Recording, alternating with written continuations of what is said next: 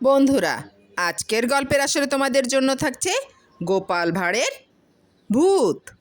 রাজা কৃষ্ণচন্দ্রের দরবারে রাজবৈদ্য নিয়োগ দেওয়া হবে। দেশ দেশান্তর থেকে চিকিৎসকরা এলেন যোগ দিতে। গোপালকে রাজা দায়িত্ব দিলেন চিকিৎসক নির্বাচনের। গোপাল খুশি মনে বসলেন তাদের মেধা পরীক্ষায়। গোপাল প্রথম চিকিৎসককে জিজ্ঞাসা করলেন, আপনার চিকিৎসালয়ের আশেপাশে ভূতের উপদ্রব আছে?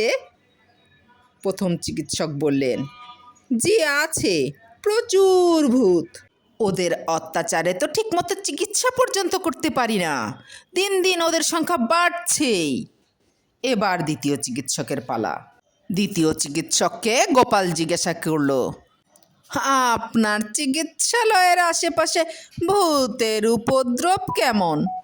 দ্বিতীয় চিকিৎসক তখন বলল, আশ্চর্য, আপনি জানলেন কিভাবে?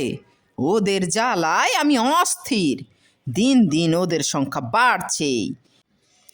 এভাবে দেখা গেল সবার চিকিৎসালয়ের আশেপাশেই ভূতের উপদ্রব আছে।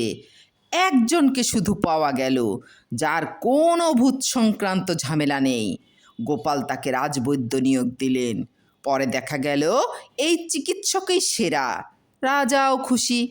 একদিন রাজা ধরলেন গোপালকে। গোপাল বললেন, আজ্ঞে মহারাজ, দেখুন সবার চিকিৎসা কেন্দ্রের আশেপাশে ভূতের উপদ্রব শুধু বাড়ছে আর বাড়ছে। এর অর্থ হলো তাদের রোগী মরে আর ভূতের সংখ্যা বাড়ে।